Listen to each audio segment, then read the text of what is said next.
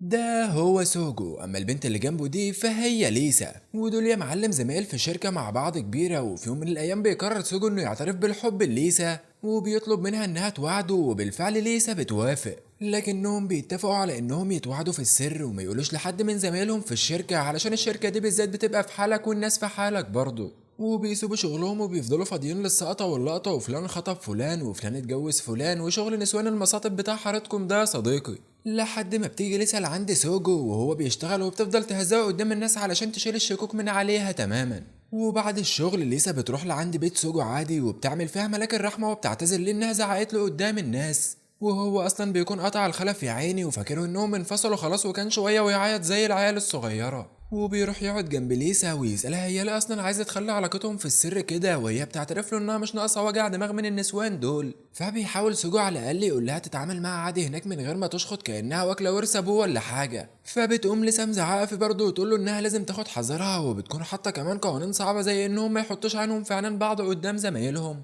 ويعملوا نفسهم مش شايفين بعض لو مشيوا جنب بعض. ده غير انهم لو راحوا يتفسحوا في عطلة نهاية الاسبوع يعملوا حسابهم ان محدش يقفشهم. ده انتوا لو بتتاجروا في المخدرات مش هيحصل كده يا جدعان، هو في ايه؟ وسوجو خلاص زينا زيه مش فاهم ليه كمية القوانين دي كلها، بس هو مكمل وخلاص وسمع كلام ليسا علشان هو يعني واقع في الحب ومحدش سمع عليه. وبعد كام يوم بنشوف سوجو وهو قاعد في الشركة قرب يجيله انفجار في دماغه من كتر الشغل، لان ده اصعب موسم في الشغل عندهم. ده غير انه شغال في الحسابات، يعني راجل بيقبض حبة حلوين اخر الشهر كله، ومش بيلحق يشوف المزة بتاعته ليسا. واللي اخيرا بتقترح انها تساعده في الشغل وتودي شوية ورق لقسم الحاسبات علشان تشوف حبيبها اللي بقاله اسبوع ما شافتوش ده. لكن اصحابها بيتجمعوا حواليها ويمنعوها ويقولوا لها انها كده وقحة وممكن تجيب لهم مشاكل. وبيعدي كام يوم برضه والحبيبين بيبقى طلعان عينهم في الشغل، وسوجو رايح الاسانسير عشان يروح مكتبه ومع زميلته شيزو. الا وفجأة بيلاقي ليسا كمان هتركب معاهم الاسانسير، وطبعا اول ما بيشوفها قلبه بيدق 450 الف دقة في الدقيقة. وده لانه مشتاق ليها جدا من كتر ما كانش بيتواصل معاها الفترة اللي فاتت، وشيزو بتحب تلطف الجو وقتها. وبتعرف سوجو ان ليسا هي اشطر الناس اللي في الشغل هنا، وهو بيعمل نفسه من بينها واول مرة يشوفها. وبيقرر يمدح فيها شوية، لكن ليسا بتنهار فجأة وبتفضل تقلب عليه الترابيزة وتتعامل معاه بشكل وقح، وشيزو بتفتكر انها بتهزر. بس بيبقى واضح على ليسا ملامح التوتر، وسوجو شغال يدعي ربنا ان تحصل معجزة تنقذه من الهبل اللي بيحصل ده. لحد ما فعلا الدعوة بتستجاب، وتقريبا الشركة كلها بتقرر تركب الاسانسير في نفس الوقت اللي هم راكبين فيه. حد يجيب انبوبة اكسجين يا جماعة هنموت كلنا هنا. وفي وسط الزحمة دي ليسا بتستغل الموقف وبتروح توسوس سوجو في ودنه وتهزقه، لانها حست ان شيزو عرفت انهم بيتواعدوا او حاجة. لكن بعد التهزئة دي بتروح تمسك ايده وتعيد شحن بطارية المواعدة بتاعتهم اخيرا، وبتيجي عطلة نهاية الاسبوع وخلاص الشغل بيخف اخيرا. وبيقرروا الاتنين انهم يتفرجوا على السينما مع بعض، وبيروح سوجو يقابل ليسا وقلبه خلاص قرب ينط من الفرحة. وبيبقى مركز شوية في الفيلم، فبيكتشف ان حظه فقري ودخل فيلم رعب كله تقطيع لحوم وبشر. وهو بيبقى هيموت من الرعب، بس ليسا بتمسك ايده، وهنا بيحس انه دخل فيلم الرعب ما كانش غلط ولا حاجة، ده جه في وقته يا معلم. ولع معاك يا عم سوجو، ماشية معاك زي الاسهال يا عمنا. وتقريبا كده احنا حسدنا سوجو، لانه بعد ما بيطلع من الفيلم ليسا بيظهر قدامها الاستاذ سيا رئيس فصل المبتدئين في الشركة. وبيبقى قاعد يكلم ليسا وسوجو وبيولع من الغيرة، وليسا بتحاول تهدي سوجو وتبعت ليه على الواتس انه يهدي اعصابه، بس سوجو بيمنع نفسه بالعافية لانه افتكر انه زمان طلع اشاعات على سيا وليسا انهم بيوعدوا بعض. واخيرا بيخلصوا عشا مع سيا ده وبيسيبهم وبيمشي علشان يرجع الفندق اللي كان جاي منه. بينما سوجو وليسا بيروحوا لبيتهم مع بعض بقى بعد ما كانوا خلاص فاضل لهم شعره، ويكتشفوا انهم بيتوعدوا. وفي اليوم اللي بعده بيبقوا راجعين لشغلهم عادي، وبيعمل فيهم انهم محنكين وكل واحد بيروح في مترو غير التاني. وسوجو بيتفاجئ ان ميري زميلته في الشغل نقلت لبيت جديد جنب بيته، وبكده لو شافت ليسا وهم خارجين مع بعض هيتكشف امرهم رسمي. وعلشان كده بيتفقوا انهم خلاص يروحوا للشغل وهم منفصلين علشان لا مؤاخذة الشكوك، لكن القدر فجأة بيجمعهم مع بعض في نص الشارع. وليسا مش بتبقى عارفة تتصرف ازاي، فبتضطر انها تسلم على سوجو بكل برود خلقه ربنا، بعدها بتزعق فيه على حاجة تبع الشغل. قال يعني بتبعد عنهم الشبهات وكده، ما تعرفش ان حواليهم ناس شغالين المحقق كونان بيكتشف الغامض والمثير. وبعد الشغل الاتنين بيطلعوا على كافيه، وبيبقى واضح وضوح الشمس ان ليسا تعبانة وشكلها مش نايمة بقالها يومين. وسوجو بيسألها عن اخبار الشغل معاها وحوار تطور المنتج الجديد ده، وهي بتعرفه انها كانت بتحاول تعمل تسويق للمنتج. وقالوا لها ساعتها انها تروح قسم المحاسبة علشان تاخد برأي حد، وساعتها لما سوجو شافها نط من الفرحة وقتها، وافتكر انها جاية علشان سواد عيونه. لا دي طلعت راحت عند ميري علشان تاخد رأيها اساسا. معلش يا سوجو يا اخويا، تعيش وتاخد غيرها يا معلم. وليسا بتكتشف يومها ان ميري شغالة فود بلوجر من ورا الشركة، وميري طلبت منها انها ما تقولش لحد لحسن يرفدوها. وليسا بتبقى خبيثة وبتحفظ السر ده يمكن تحتاجها في يوم، لكن لسانها بيذلها وبتقول لميري الغلط انها مش هتقول لحد ما عدا سوجو. بس ميري بتطلع غبية نوعا ما وبتقول لها سوجو عادي، ده راجل طيب وعلى نياته ومش هيعمل حاجة. وبكده لسه بتكون نجت بأعجوبة حرفيا وبترجع تعمل نفسها مش طايقة سوجو تاني كأنه أكل ورث أبوها تقريبا. وميري بتكمل في مدح سوجو قدامها وإنها بقت تعتمد عليه كتير الفترة دي وهي مديرة الشركة وإنها يعتبر شايلة الشغل كله. ولسه مش بتقدر تمسك نفسها وبتزعق في ميري من كتر ما هي غيرانة على سيسوجو وبتبدأ تشرح إنه قد إيه أجمد شاب هي قابلته في حياتها. بس فجأة ميري بتقول لها ما تخافيش، أنا مش ببصبص على سوجو ولا حاجة، وعارفة إن علاقتك بيه متوترة من ساعة ما جيتوا الشركة مع بعض. وبعد الشغل لسه بتروح للبيت مع سوجو وهناك بيسألها عن أخبار الشغل وميري اللي راحت ليها دي بدل ما تعبره. وليسا بتحكي له على كل حاجة علشان ياخد حذره بعد كده. وبتعدي الأيام وليسا بتطور منتج الحلويات بعد ما أخدت نصايح ميري، وبتروح توزع على كل الناس في الشغل ما عدا الاستاذ سوجو اللي بيبقى مش فاضي لانه قاعد يتهزق من المدير بسبب ان طريقه جمع الحسابات غلط. وطبعا سوجو بيتقمص ومش بيبقى طايق نفسه وبيروح يقعد شويه بعيد عن جو المكاتب واللي يلاقي المزه بتاعته ليسا وهي بتوزع عينات المنتج. وبيفتكر انها مش هتعبره لكنها بتفاجئه وبتديله عينه هو كمان وبتبقى مصممه تاخد برايه في القطعه دي بالذات. وهو بيعمل فيها عمنا المحنك وبيفضل ينتقد المنتج وبيطلع فيه القطط الفطسانه وهي بتاخد كل الملاحظات دي علشان تعدل عليه. وباقي الناس في الشغل بيفتكروها ذكية يعني وقصدها تدي العينة بتاعتها للعدو اللدود في الشغل وهو الوحيد اللي مش هيجاملها. قال يعني الخدعة والمهارة بقى وكده يا صديقي. وبعد انتهاء دوام العمل النهاردة شيزو بتقرر تشخلل جيبها شوية وتعزم سوجو وليسا وميري وعيل فافي تاني كده اسمه سومي. ايوه يا صاحبي هو اسمه سومي ومتعلقش كتير، وشكله كده لسه عيل توتو علشان هو الوحيد اللي بيطلب فيهم عصير مانجا بينما الكل بيشرب المنكر والعياذ بالله. بس عمتنا لسه بتكتر في الشوربة حبتين تلاتة علشان تعمل فيها اللي مكفيها ومحدش يجي ناحيتها ولا يخليها تكلم سوجو. وبطنها بتقلب وبتجري بسرعة علشان ترجع وسوجو بيشوفها على الحالة دي فبيجري بسرعة علشان يطمن عليها. وبيلاقي ان حالتها سيئة فبيخليها تميل على كتفه الا وفجأة الاستاذ سومي بيدخل عليهم وبيبتسم بضحكة شريرة وبيقول لهم ايوه كده والعة معاكم بتتوعدوا في السر. وتاني يوم لسه اما بتستوعب الموقف وان سومي يعرف بحوار انهم بيتوعدوا بيجيلها انهيار وبتبتدي تخطط خطط غريبة. هو بتقول لسوجو ان سومي بيقعد في المكان الفلاني وقت الاستراحة وان احنا هنروح نستلم عليه ساعتها ونديله علقة محترمة نخليه يفقد الذاكرة. وبمناسبة الذاكرة فما تنساش تروح تشوف الفيديو اللي فات علشان فيديو اخر جمدان. وسوجو بيخاف من تفكيرها ده وبيقول لها خلاص ما كانش الموضوع بالسوء ده يعني وهو هيبقى يتصرف. وبالفعل بيروح يقابل سومي في الاستراحة وبيطلب منه ما يقولش لحد، وده علشان هما مش ناقصين صداع من حد لانهم مسكوا مناصب في الشركة حلوة. وسومي بيتقمص من سوجو لانه ما كانش ناوي يقول لحد اساسا لانه اخلاقه عالية. وبعدها بيوم بنشوف الانسه ليسا وهي عامله اجتماع مع مدير الشركه وكم واحد من الموظفين وقعدت تقترح عليهم تصميم كلاسيكي للكيكه الجديده. بس بيبقى في ناس معارضه على التصميم منهم الاستاذ سومي واللي ليسا بتفتكر ان معاه سر كونهم بتوعد سوجو حرفيا وبتيجي عنده وبتحط 100 جزمه في بقها وبتعمل نفسها البنت المتفتحه اللي بتقبل اراء الاخرين حتى اللي معاها في القعده بيستغربوا اساسا من اللي حصل.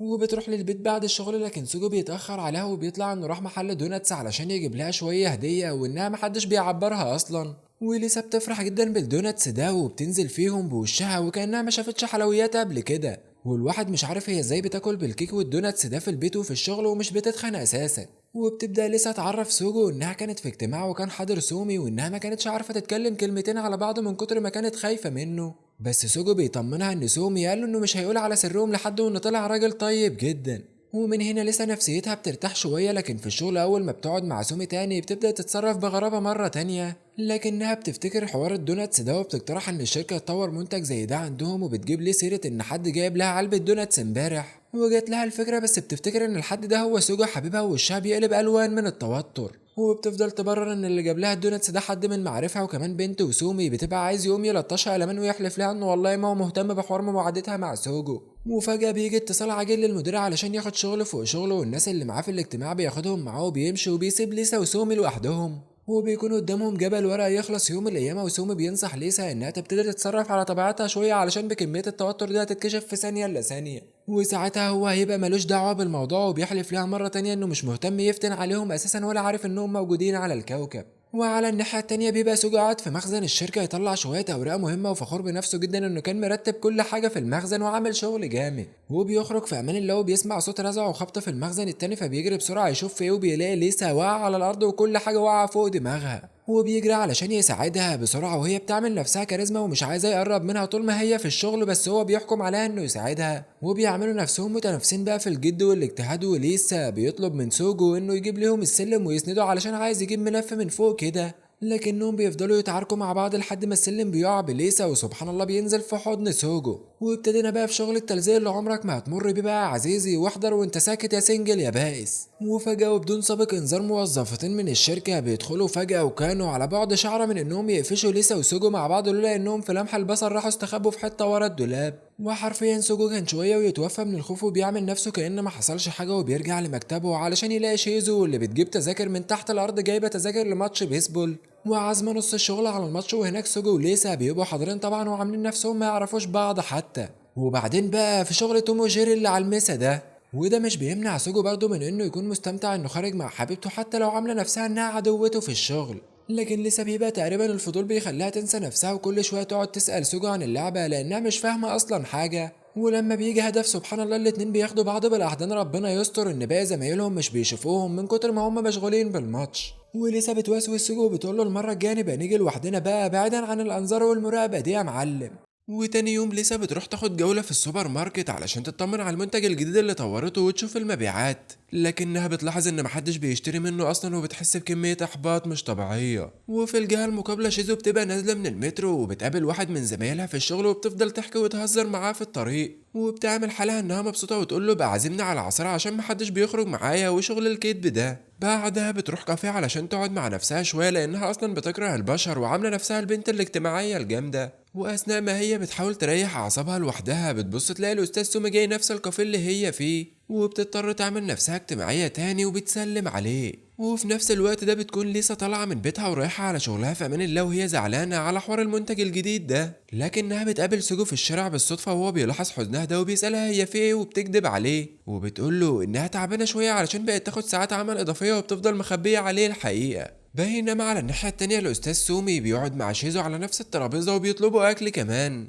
وشيزو بتبقى مش طايقة نفسها لأنها الكافيه الوحيد اللي بتقعد فيه بروقان دلوقتي خلاص هيتكشف والشغل كله هيجي يقعد فيه. لكنها بتتفاجئ بإن سومي طلع راجل عاقل ورزين وبيعرفها إنه عادة تتصرف على طبيعتها وما تعبرهوش أصلا، وإنه أساسا من الأول كان جاي يقعد في الكافيه ده لوحده وبياكل وبيشرب في هدوء وبيقوم بسرعة بعدها بيمشي عادي.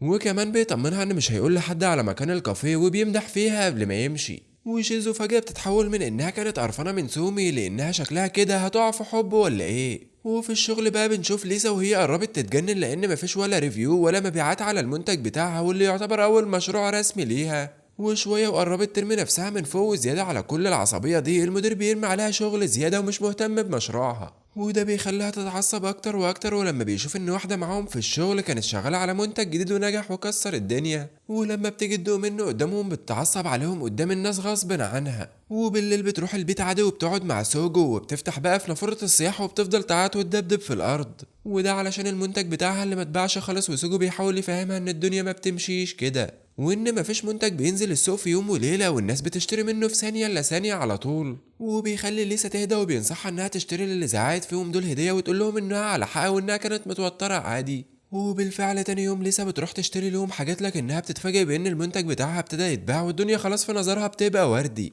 وبتروح الشغل تعتذر لزمايلها وبتقعد تاكل معاهم، لكن الاكل بيقف في زورها لما بتسمع باقي الموظفين في الترابيزه اللي جنبها وانهم جايبين في سيره حبيبها سوجو وشغالين يمدحوا في شخصيته وشكله واخلاقه وهي خلاص قربت تطق عليهم، لكنها بتضطر انها تتعامل عادي علشان ما تكشفش نفسها قدامهم للاسف. لكنهم بيلفتوا نظرها لحاجه مهمه وان فعليا سوجو من الرجاله اللي لافتين نظر البنات لانه وسيم وقوي وطيب، وهي بتاخد بالها لانها الايام دي بقت شبه من الغوله بسبب المشروع بتاعها وحرفيا طالعه بلبس جدتها. وعلشان كده بتقرر انها تلم نفسها وتلبس اشيك حاجه عندها طول ما هي قاعده مع سوجو علشان ما يفكرش تزوغ عينها على واحده تانية. وسوجو بيلاحظ العبط اللي لسه عاملاه في نفسها وبيسألها خير في ايه وليه الشياكة الاوفر دي، وهي بتقول له على كل حاجة. وطبعا سوجو بيتوفى من كتر الضحك وبيقول لها لا ما تخافيش انا مش مشهور بين النسوان ولا حاجة، بس هي برضه مش بتقتنع غير لما بيطمنها ان مفيش حد في قلبه غيرها. وفي الشغل لسه بتبقى خارجة من اجتماع وقاعدة في الاسانسير وبتلاقي ان شلة البنات اللي كانوا بيمدحوا سوجو راكبين معاهم هما كمان وشغالين يجيبوا في سيرته. لا وكمان مفيش راجل غيره في الشركة دي كلها وبتبقى ميتة من الغيرة لحد ما سبحان الله سوجو بيجي على السيرة. والبنات بتفضل تتلزق فيه ويسألوا لو فاضي بعد الشغل وهو بيعرفهم ان عنده حبيبة وبيغمز لليسا.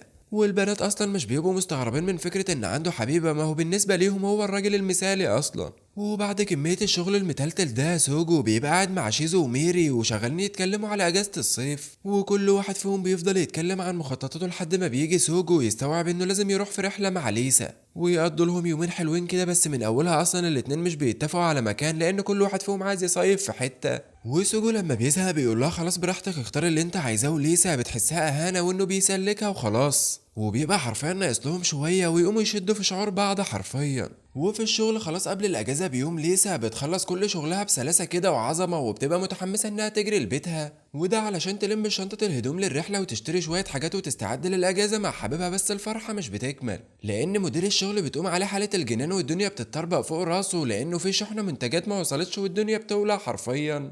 وللأسف المدير بيضطر يخلي ليسا وكام حد تانيين يشتغلوا ساعات إضافية وخلاص ليسا هتجيب شرايينها بالطول من الحزن. بينما سوجو قاعد في البيت قلقان عليها إنها اتأخرت أصلا، وبيفضل يرن عليها بيلاقيها مش بترد أصلا، وبيبتدي يقلق عليها وهي قاعدة زي الحزينة بتخلص في الشغل، لكن الشغل مش بيخلص لدرجة إن المدير حتى شوية ويعيط. وليسا وقتها بتبقى شوية وتفكر إنها تلغي الرحلة بس مش بترضى وبتحلف إنها تخلص الشغل بسرعة، لحد ما بيجي الفرج من عند ربنا وفي شوية موظفين بيجوا يساعدوا، وليسا بتخلص الشغل على نص الليل كده، وبتبقى مروحة للبيت لحد ما بتشوف ان سوجو في الشارع بيدور عليها كان ميت من القلق بسبب انها ما كانتش بترد عليه. والصبح بنشوف شيزو وهي قاعدة في الكافيه وبتروح دايما هناك بهدوء، وبنكتشف ان الاستاذ سومي بقى يروح معاها الكافيه ده على طول، وشكلهم اتعودوا على وجود بعض. لا وكمان بقوا يفكروا في نفس الخطط والمواضيع لسبب ما عجب شيزو، وكمان شكلها هتقع في الحب. بينما ليسا وسوجو بيروحوا رحلتهم خلاص وبيقعدوا في الاماكن السياحية وبيعيشوا حياتهم والدنيا بتبقى زي الفل، لحد ما فجأة بتيجي مذيعة وكاميرات وبتقرر انها تصورهم وتفضحهم على الفضائيات بانهم حبايب. وليسا بتحاول تبص على سوجو علشان ينقذها، فبتلاقي واد تاني بيقول يا بوي اخيرا هنطلع على التلفزيون،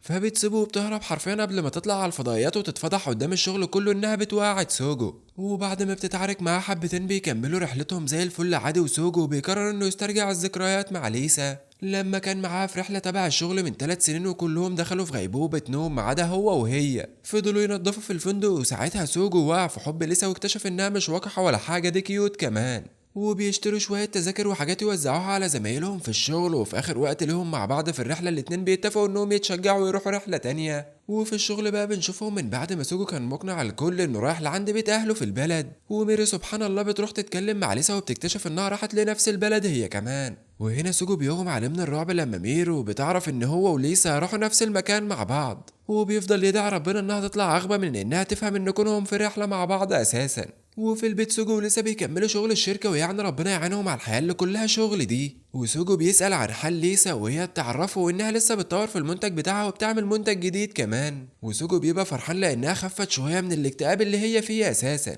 وتاني يوم في الشركة بتبقى قاعدة تكلم نائب المدير عن المنتج التاني واللي ناوية تنزله، وهو بيفضل ينتقد فيها شوية بس بتسكت وخلاص علشان تكمل في رحلة نجاحها، والحالة بتبقى ضدها على طول لان زميلتها في الشغل التانية بتتمدح من اول منتج يعني، وهي تقريبا الوحيدة اللي المنتج بتاعها شبه فاشل تقريبا. وبتروح لاجتماع المدير وواحد من كبار المخرجين في البلد اسمه هيرومي، واللي القعده معاه تجيب شلل رباع من كتر ما هو بيطلع القطط الفطسانه، حتى ان المدير بيزهق منه وبيروح يجيب باقي الزمايل يتناقشوا معاه، وللاسف كده بيضطر انه يسيب ليسا لوحدها. بس شكل المخرج هيرومي ده عينه زايغه لانه بيستغل الفرصه وبيعرف ليسا انه بيحاول يجمع فرقه شغل من المواهب المختلفه، وكمان بيعرض عليها انها تشارك معاه، وهي بتتفاجئ من العرض ده اساسا، وخصوصا انه بيقول انه سمع عنها في قسم المبيعات وهي بتفهمه انها لسه ما عندهاش حرفيا اي انجاز هنا، فمش عارفه ايه السبب اللي يخليه يضمها، لكنه بيفاجئها بانه عارف الحوار ده اساسا. امال في ايه يا عم السيمب انت؟ وكمان حافظ المنتجات بتاعتها ويعرفها ان اخر منتج عملته كان جامد جدا ويستحق يتباع اكتر في السوق، وانه في الحقيقه معجب بانها متمسكه بطموحها في الشغل حتى من بعد ما المنتج شبه فشل،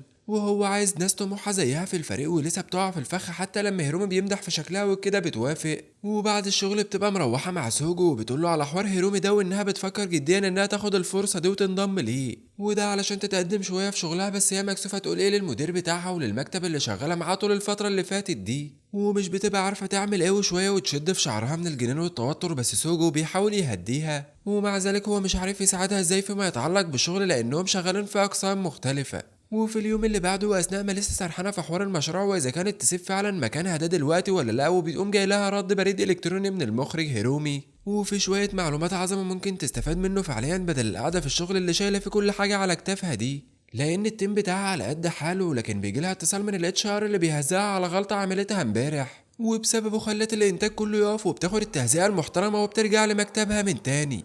وهناك بتلاقي التيم بتاعها بيحاول يخفف عنها شوية ويساعدها، وبتدرك انها ولا حاجة من غيرهم، وانها شافت نفسها شوية عليهم، وبسبب كده غلطت غلطة بسيطة في الشغل كانت هتضيع كل مجهوداتها. ومن كتر ما دماغها هتنفجر بتروح بسرعة بعد الشغل اللي عند سوجو، وبتفضل تعيط وتصح زي الديك، وهو مش بيبقى عارف يساعدها ازاي لانها ما نقلش من شغله لشغلها قبل كده، لكن بيفضل معاها وخلاص علشان يقدم لها الدعم النفسي. وبتروح لسه الشغل، وهناك بتلاقي المخرج هيرومي في وشها زي الفقر مستنيها، وبيسألها اذا كانت هتنضم ولا لا، وهي بتحسب موقفها وبتفهمه انها هتفضل مع الشركة، وكمان هتروح تقدم المشروع الجديد بتاعها حتى بعد فوات الاوان. وبتروح للمدير وبتعرض على فكرة المشروع، وبتتشجع انها تقول في وشه انها عايزة تنجز مشاريع لوحدها بعيد عن التيم بتاعها. والمدير شبه بتعجبه الفكرة وبيوافق على طلبها، وليسا فاضل لها تكة وتقوم تشيل المدير وتلف بيه من الفرحة. بعدها بتروح ترجع تقابل المدير ده مرة تانية، وبتقوله بكل وقاحة انها هترفض العرض بتاعه بانها تسيب شغلها، لكنها في نفس الوقت عايزة تاخد الكورسات اللي بيديها في التسويق علشان تطور من مشاريعها اللي ملهاش دعوة بشغله. وبتكون جادة في كلامها لدرجة انها بتنضم للمخرج ده من كتر شجاعتها، وبيوافق بحجة انه هيجي يوم ويستفاد من شغلها برضه، وبيمشي الدنيا وقتها، وبيدار انه معجب سري يا معلم. ومن بعد فترة عصبية في الشغل والشتا خلاص بيبقى داخل على الأبواب، وسوجو بيقرر يطلع في ديت مع ليسا، وبيبقى مستنيها في الشارع بعد الشغل، لكنها بتبعت له رسالة إن اتحط عليها شغل إضافي وهتتأخر عليه، وهو بيضطر يتقبل الأمر الواقع. وبيروح مطعم كده على أول الشارع ياكل سندوتشين كبدة كلابي ولا حاجة، وبيبقى قاعد سرحان في ليسا لحد ما بيلاقي راجل قاعد جنبه بيشتكي من مراته، وإنها من بعد سنة جواز بقت تعامله زي الزفت. وسوجو بيبقى لسه عايش في حلاوة البدايات، وبيقول في نفسه يا إمتى هتجوز ليسا علشان تمسح بيها البلاط أنا كمان. وبعد شوية خلاص ليسا بتبعت ليه رسالة انها خلصت شغل وبيروح علشان يقابلها، لكنها بتكتشف على طول انه اكل وشرب من غيرها، وبتفضل تهزقه وتمسح بيه البلاط زي ما كان عايز. شكلك كده استعجلت على التهزيق يا كوتش. وبيروح زي الكلب وبيعزمها على كام سندوتش كبدة هي كمان، لحد ما خلاص بقوا تلاجة كبدة ماشيين في الشارع. وليسا بتقعد تبص على المحلات وتتفرج على اللبس والهدايا اللي نازلة، لان العيد خلاص قرب، وبتبقى مركزة مع خاتم معين وشكلها كده مستعجلة على الخطوبة. وسوجو بيبقى شاغل باله بموقف لما كانت في المترو وسمع واحدة بتكلم صاحبتها، وان جوزها جاب لها هديه خلتها تعيط، وهو من ساعتها استوعب ان لحد دلوقتي ما جابش ولا هديه لسه من ساعه ما اتوعدوا اساسا. وعلشان كده عمنا سوجو بيقرر انه خلاص يجيب هديه لليسا بمناسبه انهم بقالهم 6 شهور بيتوعدوا، لكن الموضوع بيطلع اصعب مما كان يتصور، وده لانه محتار يجيب لها ايه ولا ايه، حتى انها وهي قاعده معاه بتساله اذا كان فاضي يروح معاها محل حلويات، وهو بيكدب عليها ويقول لها انه مشغول وبيعمل دراسات عليا، وبيروح من وراها لمحل مجوهرات علشان ينقلها حاجه كويسه. والموظف في المحل بيعقد اكتر ما هو متعقد لوحده، وبيفضل يساله على ليسا ولا كانه راح يعمل لها بطاقه. وفي الاخر بيختاروا انه يشتري لها خاتم، والموظفه بتعرض عليه انها تكتب اساميهم على الخاتم ده، بس الاستاذ سوجو اصلا مش عارف لسه بتلبس مقاس كام، وبيضطر يستنى شويه على ما يعرف، وبيطلع من عند الجواهرجي، وهو في نفس الثانيه دي بيقابل ليسا ماشيه في الشارع مع صاحبتها، وبتشوف سوجو وهو ماشي وبتستغرب هو ليه مش بيذاكر زي ما قال لها، وبتبتدي الشكوك بقى عندها تزيد. بينما سوجو الغلبان بيروح لعندها البيت، وبيفضل يفكر في رد فعلها لما تشوف الخاتم اللي جايبه لها، وبيبقى رايح عشان مهمة معينة، وهو انه يعرف مقاس الخواتم بتاعتها، وبيعمل خطة كأنه رايح يسرق بنك، بس من كمية التوتر ليسا وقتها بتشك في انه بيخونها ولا حاجة من كتر ما هو مش على بعضه، وده غير حوار انها عرفت انه كداب ومش بيذاكر ولا حاجة. وتاني يوم في الشغل سوجو بيبقى مستعد خلاص انه يروح للجواهرجي، وده من بعد ما جاب مقاس الخاتم، وبيفتكر انه يحجز في مطعم فاخر بقى باضاءة رومانسية واخر عظمة، بس كل حاجة بتبوظ وبتطربق الدنيا فوق دماغه، لانه مش لاقي ولا مطعم حرفيا في اماكن حجز فاضية، ولا عارف يتصرف ازاي، لكن الاول بيجري علشان يجيب الخاتم. وبيتمشى في الشارع وبيتصدم من ان لسه ماشية وراه وبتناديه، وبتفضل تسأله هو ماله متغير ليه الايام دي، وانه بيتصرف بطريقة غريبة وبيحاول يتجنبها، وبيكذب عليها كمان وبيقول لها انه رايح يذاكر، وبتبقى مصممة انه مخبي عليها حاجة، وبتفضل تزن عليها علشان يوريها هو مخبي ايه ورا ظهره، ويا عيني سوجو حرفيا خطته كلها بتتدمر، ومفيش مطاعم فاخرة ولا نيلة، وبيحاول يقنع لسه انه هيفهمها كل حاجة بكرة، بس لسه بتفضل تعت وتقول له انه ناوي ينفصل عنها بكرة ولا ايه. ولما سوجو بيحس ان الموضوع افور كده منها، بيوريها على طول انه كان بس مشغول الفترة دي في انه يعمل ليها مفاجأة، بيديها الخاتم، وليسا اول ما بتشوف الخاتم بتفضل تعيط من الفرحة، وبتحلف انها مش هتقلع على الخاتم ده ابدا حتى في الشغل. وبالفعل ليسا بتبقى رايحة جاية في الشغل مش بتعمل حاجة غير انها باصة في الخاتم من الفرحة، حتى ان زمايلها بيلاحظوا ده، وهي بتعرفهم انها بتوعد واحد بقالها 6 شهور، بس طبعا مش بتقول لهم هي مين، ومفهمهم انه واحد من بره الشركة. بس المرار بيجي لعند سوجو ومش بينتهي لكده، لانه بعد ما خلص هدية موعدتهم بيفتكر ان العيد قرب خلاص ولازم يعمل لها مفاجأة تانية. وحوارات المواعدة والارتباط دي طلعت كتير والله، ده غير ان الشغل بيزيد عليهم في الشركة في فترة الأعياد دي، ومش بيكون عارف ازاي يعمل خطة كويسة ليوم أجازة العيد أساسا. والدنيا بتبقى متوترة جدا في الشغل لدرجة ان المدير شوية ويشد في شعره حتى انه بيمشي يخبط رجله في المكتب. وليسا بتقترح عليه انها تساعده ويمكن يلحق يخلص الشغل او يأجزه بدري. وبعد الدوام ليسا وسوجو بيروحوا للبيت، وسوجو بيطلع انه فعلا بيذاكر وبيعمل دراسات عليا في المحاسبة، وليسا بتفضل تتنمر عليه وبتقول عليه شكله من اللي بيحل الواجب قبل الدرس بنص ساعة، وهو بيفضل يتشال ويتحط ويثبت انه عبقري زمانه. يعني ترك كبرت الموضوع يا استاذ سوجو. والصبح بتبقى شيزو قاعدة في الكافيه مع الأستاذ سومي، لا وكمان بتديله ألبوم فرقة موسيقى هادية لأنها اكتشفت إنه بيحب الفرقة دي، وبتتصاحب عليه جامد من بعد ما كانت مش طايقة حد من نفس شغلها يجي معاها لنفس الكافيه، بل إنها بتقعد تبحلق في سومي كمان.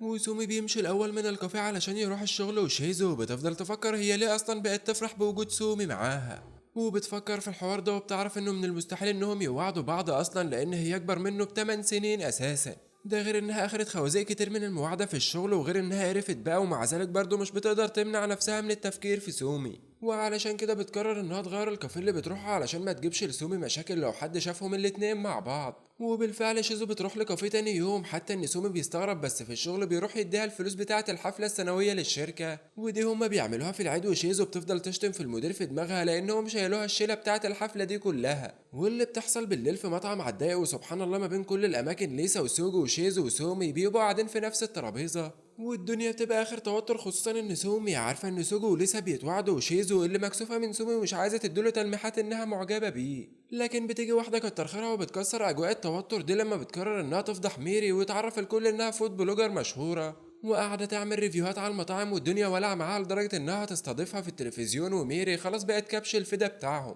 وبعد ما شلة الشغل كلهم بيخرجوا من المطعم، بيجي حد غتت يقترح انهم يروحوا مكان الكاريوكي، وليسا بتبقى خلاص فصلت وعايزة تروح بيتها، لكن سوجو بيقرر انهم يروحوا هما كمان. وهناك المدير بيروح يجعر شوية حلوين، وسومي بيبقى قاعد جنب شيزو وبيختار لها أغنية تغنيها، وأغنية تبع فرقتها المفضلة كمان، وشيزو بتبقى خلاص مش عايزة تفضح نفسها إنها معجبة أكتر من كده، فبتجري بسرعة وتعمل نفسها رايحة تشرب بقه مية ولا حاجة، لكنها بتتفاجئ بإن سومي بيجري وراها، وده علشان يطمن عليها وبيقول لها لو مش طايقة المكان عادي ممكن نمشي دلوقتي. وشيزو مش بترضى تمشي وبتقرر انها تكمل اليوم كأن مفيش حاجة، وليسا وسوجو بيستغلوا ان الشلة بتاعتهم اصلا نصهم مش شايفين، وبيطلع يغني هو وليسا وبيستمتعوا بوقتهم شوية. وفي اليوم اللي بعده في الشغل موافق ليلة العيد، ومحدش يسأل هما ليه شغالين في ليلة العيد، ما هو عندهم مفيش اجازة، هم عبيد شغل بس. وليسا برضو عندها ساعات عمل إضافية علشان تطور من المشروع الجديد بتاع البسكوت اللي هتعمله، وسوجو بيجي يقعد جنبها وبيلاقي إنها ماسكة كيس وحاطة فيه مشروع الكيك الأولاني، وبيسألها عنه، وفجأة ليسا بقى بتتأثر وبتفضل تحكي لسوجو قصة حياتها وإنها ما عندهاش أي تذاكر كويسة للعيد قبل كده.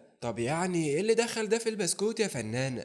وسبحان الله في نفس الدقيقة بيجي اتصال لليسا بيقول فيها إن مشروعها التاني اتقبل وخلاص هيعرض منتجها في السوق، وسوجو من الفرحة ليها بيعزمها على القهوة، بينما شيزو بتبقى قاعدة بتشوف شغلها، وبيجي سومي يسألها وإنها هتروح الكافيه النهاردة، وهي بتعرفه إنها مش عايزة تجيب له مشاكل بشوفتهم مع بعض في الكافيه، وسومي بيعرفها إنه مش ممانع وإنها توحشته القعدة معاها، وكمان بيطلب رقم شيزو، والسيمبا بتدي رقمها وما بتصدق اساسا. وبعد فتره بقى بتعدي حوالي شهرين، وبنشوف ليسا وهي شغاله في محل حلويات كبير، وبنفهم بعدين ان خلاص عيد الحب على الابواب، ومحدش فاهم ايه كميه الاعياد اللي مش بتخلص دي، وانها كانت قاعده في شغلها في امان الله في يوم لحد ما جه قدامها وش الفقر المخرج هيرومي، وطلب منها انها تروح تساعده في الفرن الجديد اللي فتحه، وده مقابل الكورسات اللي خلاها تحضرها ببلاش، وليسا بتوافق لانها برضه فرصه تشوف وصفات الشوكولاته وتسرقها لمشروعها. وفي نفس الوقت ده بيبقى سوجو مشغول بدراسته في المحاسبة، وبسبب كده سوجو وليسا قعدوا فترة مش بيقابلوا بعض فيها، وده بسبب الشغل والمذاكرة، وسوجو بيعوض المذاكرة قبل ما يروح الشغل، وبيقرر انه يروح كافيه بس بيلاقيه قافل، فبيروح يشوف واحد غيره،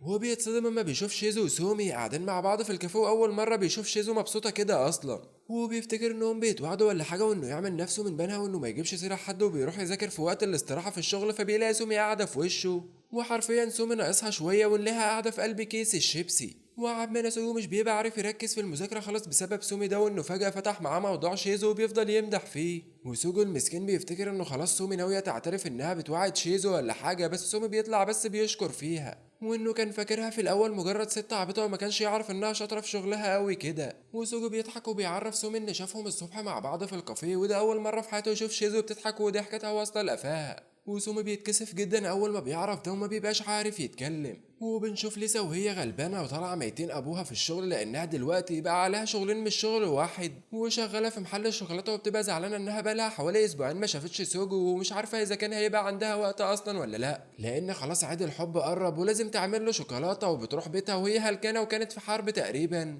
وبتفضل تحسد اتنين شافتهم في المحل وبيوعدوا بعض وإنهم عايشين حياتهم عادي من غير ما يضطروا يتوعدوا في السر زيها، وده لأن الناس في شركتها توكسيك وهياخدوها محتوى لو عرفوا أساسا. وخلاص لسه بتبقى زهقانة من حياتها ومشتاقة جدا لسوجو، فبتقرر ترن عليه علشان تسأل عليه لكنها مش بتعرف تتكلم كلمتين على بعض من التوتر، وبتروح الشركة تاني يوم وهي مكتئبة على أمل إنها تشوفه قدامها بالصدفة حتى لأنها بقالها فترة مش بتشوفه في الشركة، بس من حظها إن حد بيطلب منها إنها تودي شوية ورق لقسم الحسابات اللي فيه المعلم سوجو، وليسا طبعا بتستغل الموقف علشان تروح تشوف سوجو، وطبعا بيعاملوا بعض بكل برود اللي خلقه ربنا على وجه الأرض طول ما هما في الشغل، لكنها بتمسك ايده بالغلط وهي بتاخد الورق وبتتصدم من الكثفة وبتجري بسرعة تروح على مكتبها وهو بيجري وراها، وبيفضل يهزقها على كل الشغل اللي شايلاه فوق راسها ده وعلى انها اشتغلت تتصرف بغرابة من غير ما تقوله، وكفاية المكالمة بتاعت امبارح اللي خلته يقلق عليها كمان. وبعد يومين بيجي يوم عيد الحب وليسا بتبقى متحمسة علشان يدوبك تلحق تخلص شغلها في الشركة وتجري بسرعة على الشغل في فرع محل الشوكولاتة،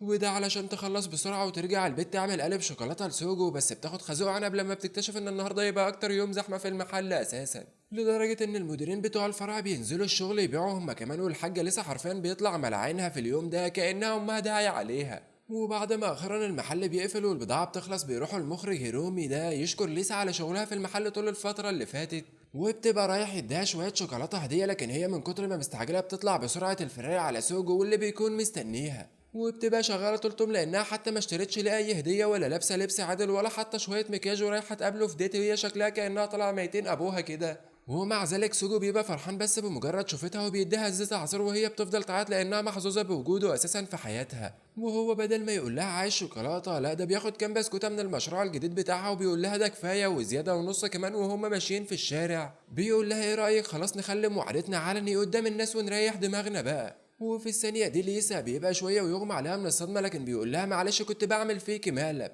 انت دمك تقيل يالا. وبنرجع تاني لشيزو واللي بتكون خارجة مع زمايلها من بره الشغل وكله شغال يحكي عن حياته، اللي اتجوز بقى واللي خلف، ومنهم اللي قاعدين يفقروا على شيرو وانها بقت مديرة قسم من وهي صغيرة، لحد ما بتيجي واحدة تسألها عن حوار المواعدة ويا عيني اللقمة بتقف في زورها وما بتعرفش تتكلم. وفي الشغل بعد ما سوجو وميري كل اللي معاها في المكتب بيمشوا وبيفتكر ان الاستاذ سومي عازمها على حفلة للفرقة الغنائية اللي بتحبها، وشيزو بتفضل تحطها لنفسها مبررات وان دي مجرد فسحة عادي وده ما يعتبرش ديت ولا حاجة علشان بس ما تجننش من كتر التفكير في الموضوع. وعمنا سوجو بيكون رايح للبيت وبيجهز نفسه لامتحان المحاسبة بكرة وبيظبط المنبه وبيعمل حسابه على كل حاجة كبيرة وصغيرة الا حاجة واحدة بس، وانه يخاف ويتوتر من الامتحان لدرجة ان بطنه بتوجعه ومش بيعرف ينام اصلا من كتر التفكير، وبيسترجع بذكرياته كل الامتحانات اللي امتحنها في حياته وحتى امتحان القبول في مدرسة الثانوي. وبعد كام ساعة من النكد والأرق سوجو بيلاقي إن ليسا بعت ليه رسالة وهو بيفتكر إنها رايحة تشجعه ولا حاجة، بس بتديله خازوق وبيلاقيها بعت إعلان لرحلة وتمن فندق بس لوحده و100,000 ين، وبتقوله لو سقطت في الامتحان هتدفع أنت كل الحساب ده، ويعني بتحطه في الأمر الواقع يا تنجح يا تدفع، وسوجو بيبقى عايز يجيب لها طمع بالكهرباء بعد كده.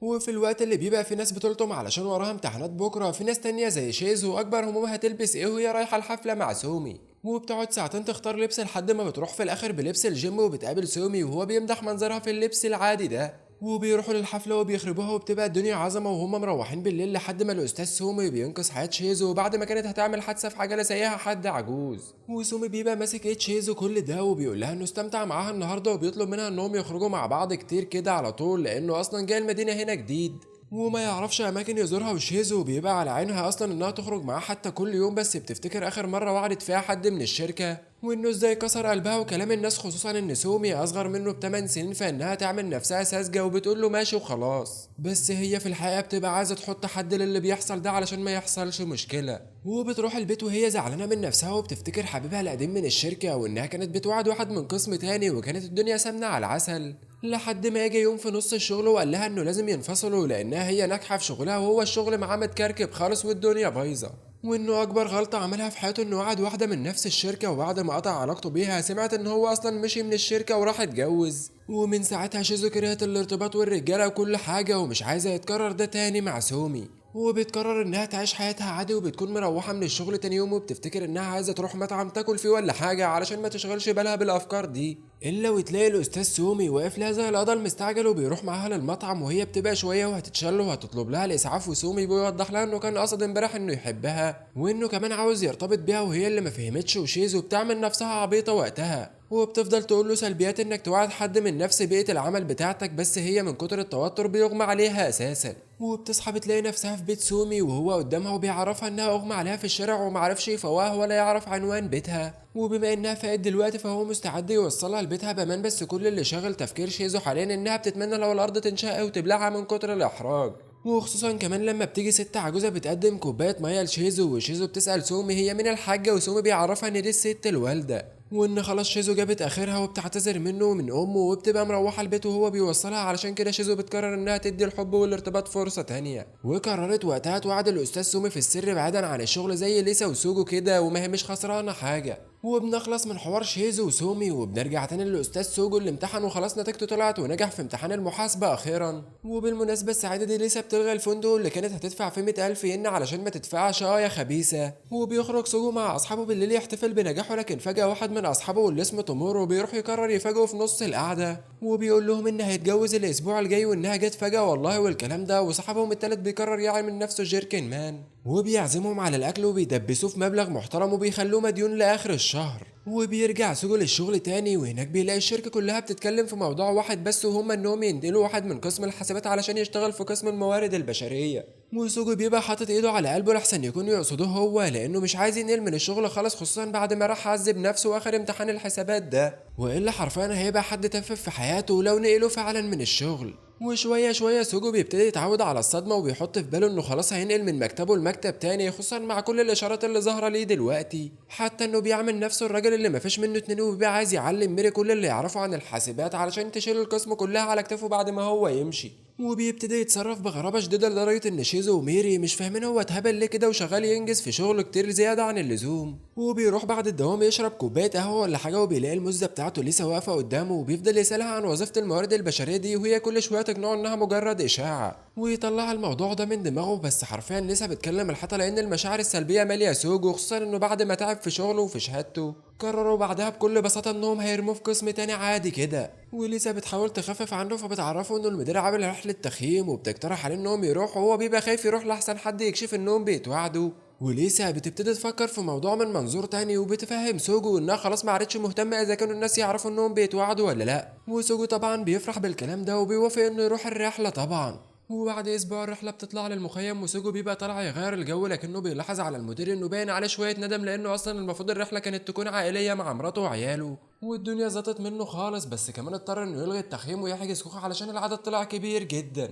واثناء ما الكل قاعد يستمتع في الرحله بتبقى شيزو واخده موقف الست العجوزه اللي خلاص كبرت على اللعب والضحك وقاعده تتفرج على الكل وهم بيعيشوا حياتهم، لكنها بتلاقي جنبها سومي واللي بيقترح عليها انهم يقعدوا يحكوا مع بعض، وسوجو وبتشوفهم وبيلاحظوا انهم شكلهم بينهم علاقه رومانسيه. وفي نفس الوقت ده بتبقى ليسا قاعدة مع مرات المدير يحضروا العشاء، وبتقرر تسألها هي ازاي كانت بتوعد المدير قبل ما يتجوزوا، وان هما الاتنين كانوا في نفس الشغل وازاي قدروا يخبوا الموضوع عن زمايلهم ومراته، وبتعرفها ان هم ما خبوش الموضوع ولا حاجة، وانهم كانوا قايلين للكل انهم بيتوعدوا، بس مرات المدير بتطلب من ليسا خدمة وهي انها تساعدها ضروري علشان النهارده عيد ميلاد المدير، وكانت عايزة تعمل ليه مفاجأة وتحضر له كيكة هي وعيالها علشانه، وليسا بتوافق انها تساعده هي وسوجو، وبالفعل بتنجح الخطة وبيعملوا مفاجأة للمدير وبيقدموا له الكيكة، وهو من كتر ما هو ملبوخ في الشغل مش بيبقى فاهم ايه المناسبة، وهو بينسى ان عيد ميلاده النهارده، وما استوعب بيفضل يعيط ويحضن عياله ومراته وبيحتفلوا مع بعض، بينما باقي موظفين الشركة قاعدين ملمومين حوالين النار. وفي وقتها واحدة فيهم بتجيب سيرة ان اخيرا ليسا وسوجو بقوا طايقين بعض بدل ما هم عاملين زي توم وجيري، وسوجو بيقرر في اللحظة دي انه يعترف لزمايله في الشغل بحاجة مهمة،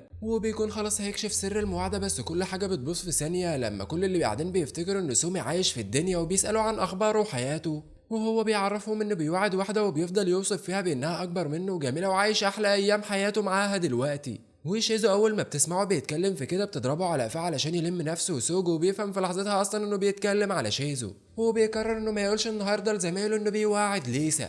وتاني يوم الصبح بيبقى اليوم الاخير من رحله التخييم، وسوجو بيصحى بدري وبيقرر انه يتمشى شويه قبل ما خلاص يلموا حاجتهم ويمشوا، لكنه بيلاقي ان ليسا صاحيه بدري هي كمان، وبيعرف انها برضه كانت عايزه تتمشى، واثناء ما هما مع بعض في جو رومانسي وشغالين يحكوا في الخطط الجايه، ومن اول ناس هيعرفوا انهم مرتبطين ببعض، وبيلاقوا ان شيزو وسومي هما كمان صاحيين بدري وبيتمشوا مع بعض، وان شيزو بتهزق سومي علشان قرب يفضح علاقتهم، لكن دي شيزو بتلاحظ وجود ليسا وسوجو وبتقطع الخلف من الخضه، وسوجو بينقذ الموقف اما بيعرفها ان هو وليسا مرتبطين كمان ومش ناوي يقول لحد على حاجه دلوقتي. وبتخلص رحلة التخييم اللي كلها مفاجآت دي، وبيرجع الكل للشغل زي الكلب. وهناك شيزو بتدي لسوجو المهمة الجديدة اللي عليها في قسم المحاسبة، وهو بيستغرب وبيسألها ايه ده، وهو انه المفروض اصلا ينتقل لقسم تاني. بس شيزو بتضحك على سذاجته وبتقول له انت مالك، دي اشاعات يا عم انت، احنا مش هنمشي حد لسه نجح في امتحان المحاسبة، ده احنا نبقى اغبياء قوي لو عملنا كده فعلا. وسوجو بيعمل فرح من جواه وبيروح يبلغ المزة لسه بسرعة، ولسه بتفرح بيه، بس يا فرحة ما تمت لانه بيجيله اتصال من الشركة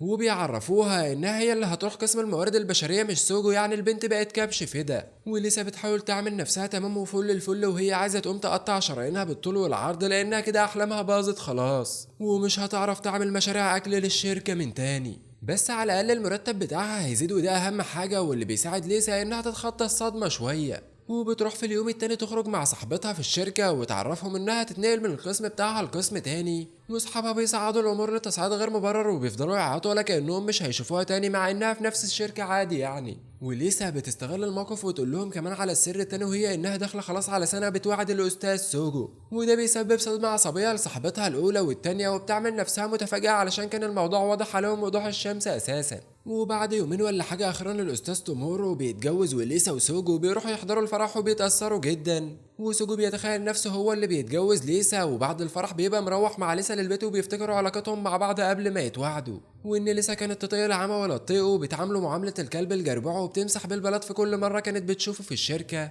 لكنه اكتشف مع الوقت انها طيبة وعلى نيتها، حتى انه لما كان بيساعدها في الشغل كانت بتعزمه وبتشكره على الواتس من ساعتها وهو حبها، لكنه كان متردد يعترف ليها ولا لا، ما هو خايف تفتح راسه ولا حاجة من كتر عصبيتها. لحد ما فجأة في يوم قرر يستجمع شجاعته من بعد سهرة شغل مع زمايله، وراح لعند ليسا واعترف لها انه بيحبها. وهي يومها صدمته بانها بتحبه هي كمان، وكانت بتعامله بوقاحة طول الفترة اللي فاتت لانها كانت متوترة منه من ساعتها وهما بيتوعدوا يا معلم. وساعتها قرروا يخلوا موعدتهم تفضل سر علشان العيون كلها بصاصة والخلقة عايزة في عينها رصاصة، وبيكملوا حياتهم في تبات ونبات، وبتبقى موعدتهم علنية يا معلم، والدنيا بتبقى فل الفل. فلو وصلت لهنا ما تنساش تشترك في القناة وتفعل زر الجرس عشان يوصلك كل جديد، وطبعا ما تنساش تعمل لايك رايق زيك كده علشان دعمك بيفرق معانا اننا نكمل في القناة. واسف لو صوتي متغير الفيديو ده، بس انا تعبان شويه وعندي برد، فان شاء الله الفيديو الجاي يكون الصوت احسن من كده، وما طولش عليكم واشوفكم الفيديو اللي جاي. سلام.